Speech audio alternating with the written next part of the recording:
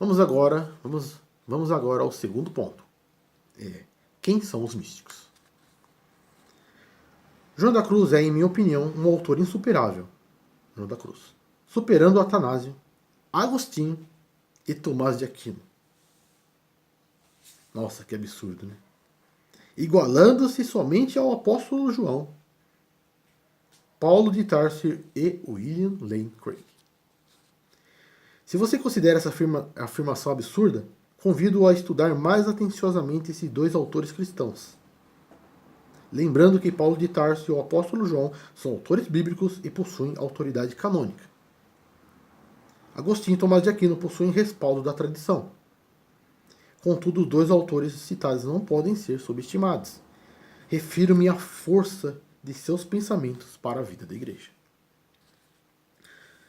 Trataremos agora, filosoficamente, de duas visões extremamente distintas e diametralmente antagônicas acerca do que constitui exatamente a essência do místico.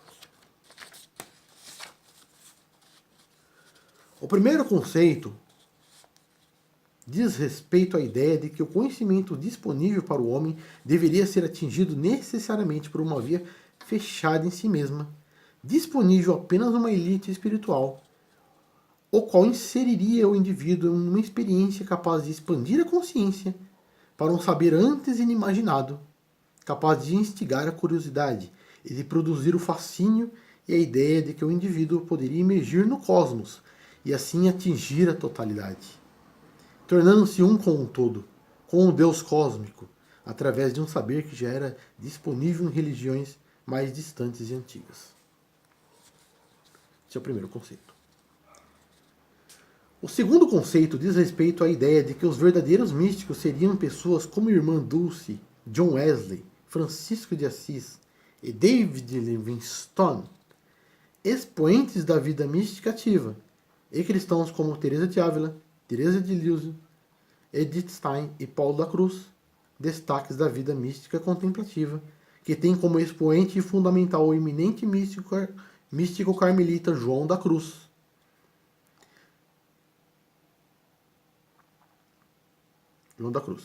De acordo com essa segunda perspectiva, pessoas como Agostinho e Tomás de Aquino atingiram um vasto conhecimento filosófico e teológico, não por terem sido imersas no todo cósmico, por meio de uma expansão da consciência, de um conhecimento fechado em si mesmo, mas por terem acolhido a experiência amorosa de Deus, de forma aberta, radical e livre, através de um relacionamento no qual não existe uma ascensão de consciência em relação a uma energia difusa, mas uma entrega livre a um Deus pessoal, relacional, concreto e transcendente, também amoroso, né? Com uma experiência radical de santidade e amor. E nós aqui precisamos insistir, não é qualquer experiência. Não é uma experiência que limita o conhecimento, é a experiência da profundidade de um conhecimento que tem como base o próprio amor, o sentido da santidade, não como uma cética limitadora da liberdade humana. Porque se você pensa dessa forma, você ainda não estudou a mística cristã profundamente e não entendeu João da Cruz. Não entendeu os santos da igreja também, né? Os santos possuem impacto forte na cultura. Não é possível negar isso. Os santos, eles infundem temor e terror. E são temidos. Por que eles são temidos?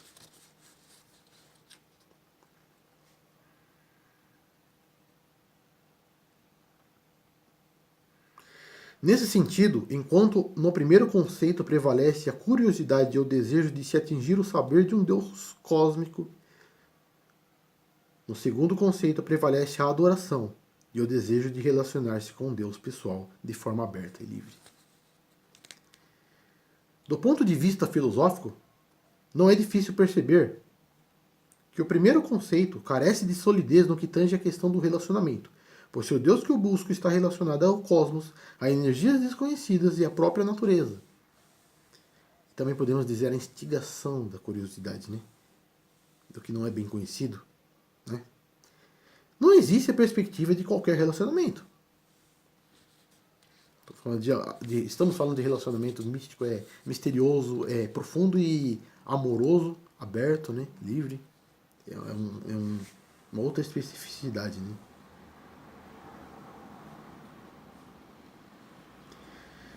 Enquanto no segundo conceito prevalece a ideia de que expoentes como Teresa de Calcutá e Martin Luther King, que ganharam o Prêmio Nobel da Paz, o que não é qualquer coisa, John Newton e Zilda Arnes, que causaram revoluções culturais, Agostinho e Tomás de Aquino, cujas genialidades impactaram a cultura, Teresa de Ávila e João da Cruz, podemos citar também Teresa de Lísio, né?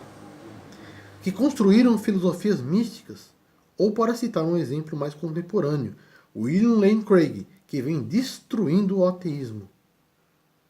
Seriam pessoas que se destacam e brilham no mundo, não tanto pelo fato de serem pessoas que escolheram um caminho ambíguo, onde o certo e o errado misturam-se, mas por terem acolhido a experiência de um conhecimento que existe e é próprio da Igreja, um conhecimento aberto para o mundo.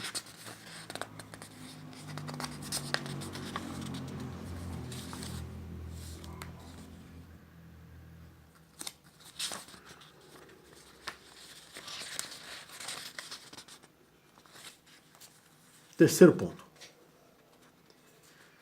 Estruturalismo cristológico. Em se tratando de cristologia, e a cristologia é admirável, se você não entrou no âmbito da cristologia, você está perdendo. Dificilmente você entenderá o mundo. Você fala que Jesus é um mestre moral, então, um mestre moral apenas, então você ainda não mergulhou na cristologia. Se você dizer que Jesus ele é algo difuso, ele é uma conexão entre o que está no seu interior e o que está no cosmos, você também não mergulhou na cristologia. Você não mergulhou na ortodoxia. Que parece uma coisa batida, mas então você só está vendo a superfície. E não é qualquer cristologia, a cristologia é dos místicos. Certo? Então, em se tratando de cristologia, podemos entender o caráter ontológico central relacionado à encarnação de Jesus de Nazaré na história da humanidade.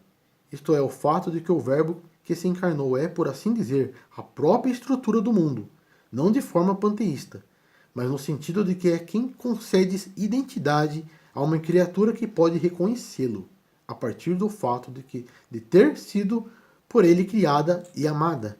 E esse é o sentido ontológico mais profundo do Evangelho de João, que está também em conexão com a teologia mística de Paulo de Tarso em Romanos 2. Então, se você quiser entender, Romanos 2, né? Vai falar também sobre isso. O livro de Romanos e o livro de João, o Evangelho de João, são estruturais para entender a mística e o pensamento teológico. E a filosofia, mais do que a teologia, a filosofia mística. Se você quiser conhecer o livro de João, seja seletivo em estudos. Não entre em qualquer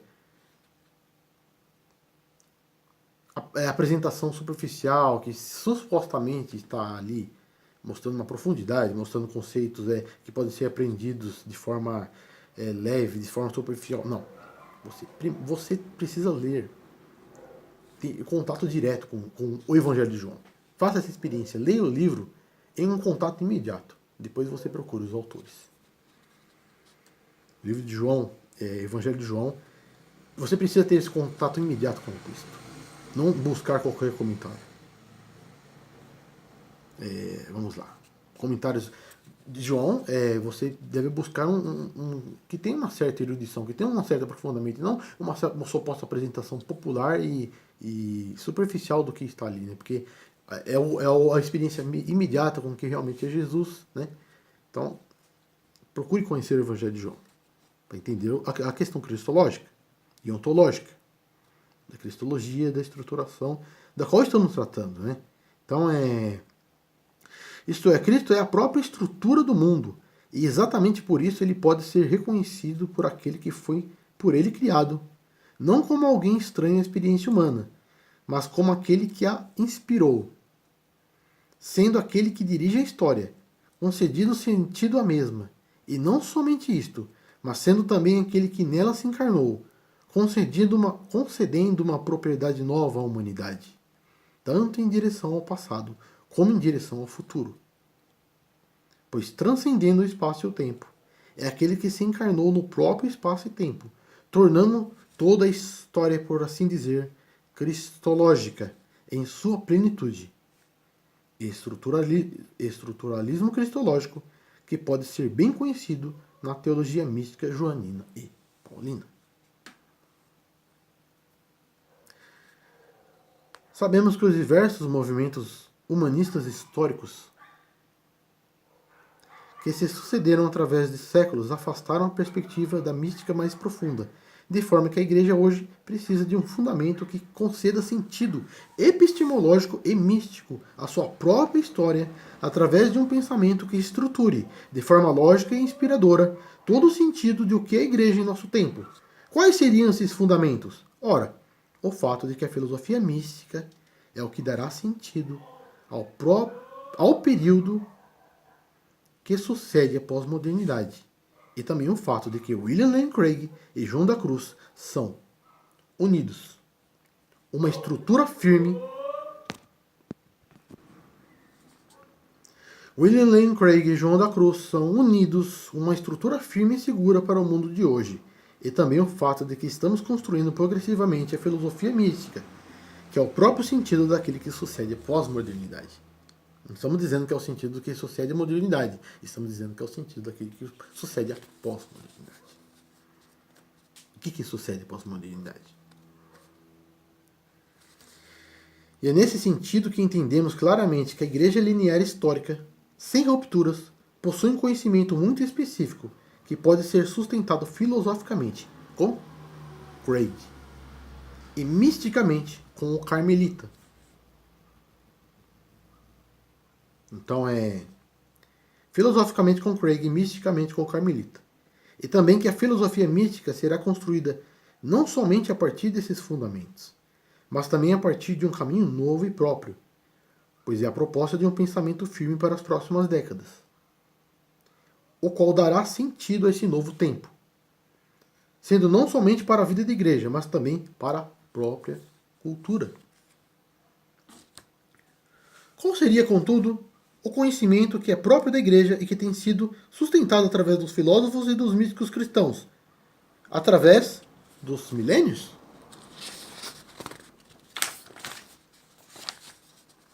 Obviamente, aquilo que carrega o místico, e não carrega apenas uma cruz, certo? E se a cruz é vazia, representando a ressurreição, como dizem os protestantes, ou então como dizem os católicos e provavelmente os ortodoxos, né? Os ortodoxos é o crucificado. Não, são as duas coisas. Né? John Stott vai dizer que a ressurreição não pode se afirmar sem a crucificação. O sentido da ressurreição também é forte.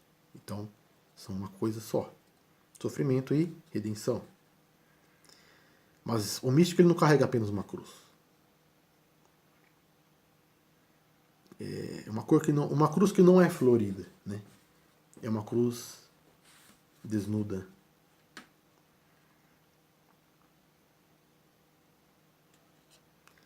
Mas o que carrega o místico? Ele é uma união que é cristológica, união que é cristológica. Conforme a filosofia sanjuanista, isto é, de João da Cruz, que é Juan de la Cruz, né, em espanhol. Ou seja, o conhecimento da igreja é a própria união mística com Cristo. O próprio verbo que encarnado constitui a estrutura do mundo. A igreja que abraça, que acolhe, que constitui relacionamentos. É ela mesma a beleza visível do mundo. E os fundamentos do pensamento da igreja são, em última análise, hoje, a própria mística sanjuanista, a qual pode ser sustentada filosoficamente de maneira craigiana. E vice-versa. Isto é, João da Cruz e William Lane Craig são hoje unidos, aqueles que podemos denominar o sentido e o fundamento da igreja para o nosso tempo. E nós estamos chegando próximo, conclusão dessa grande exposição terceira sobre o sentido da igreja. Que é curta, mas parece ser curta, mas é uma grande exposição, uma das 3 grandes exposições, que é sustentada pela primeira, que é o sentido, o conceito de vocação mística e filosófica, certo? E fazer uma breve observação. Nós citamos em mensagens anteriores como grandes filósofos, entre os grandes filósofos C.S. Lewis e G.K. Chesterton.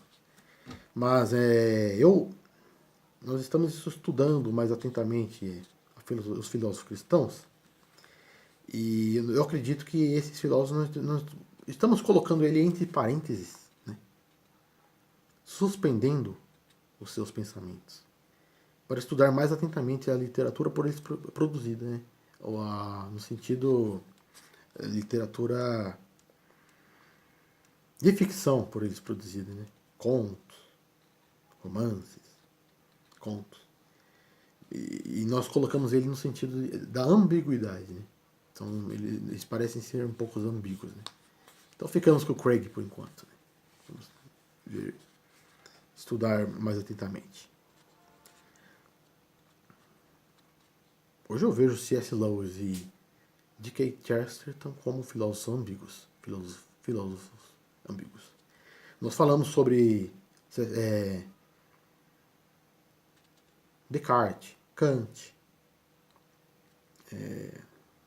Leibniz, como filósofos que não são cristãos. E quando nós falamos de Kierkegaard, como nós falamos de Karl Jaspers, nós estamos falando do desespero, nós estamos falando do fideísmo, né? Então, filósofo é Agostinho, filósofo é Tomás de Aquino, filósofo é William Lane Craig. Aí nós estamos falando de filosofia. Vamos para o quarto ponto, né? Quarto ponto. Consequências de um conhecimento aberto para o mundo. A igreja é um conhecimento aberto para a grande cultura. Por ser aberto, possui aquilo que poderíamos denominar grande abertura. Isto é, não necessita, para estabelecer lideranças, de uma estrutura piramidal. Basta que frequente a comunidade e siga as regras de uma suposta boa convivência formal e informal, né? Ou em alguns casos, estude lá a teologia, e já estará apto para inspirar e influenciar toda uma comunidade, quer seja para o bem, quer seja para o mal. Por esse motivo, estará sujeita a infiltrações e ataques sutis mais diversos, e a toda a arte de dissimulação e ambiguidade. Contudo, no mundo espiritual subsiste um fato importante. A igreja, sendo quem ela é, jamais poderá ser ludibriada por muito tempo. Isso por um motivo. As linhas que tecem as constantes danças das marionetes jamais embaraçarão a todos. São linhas engenhosas, mas frágeis, que podem a qualquer momento ser despedaçadas. Como já dissemos, o que constitui a filosofia mística é especialmente a sua força e o fato de ser inabalável.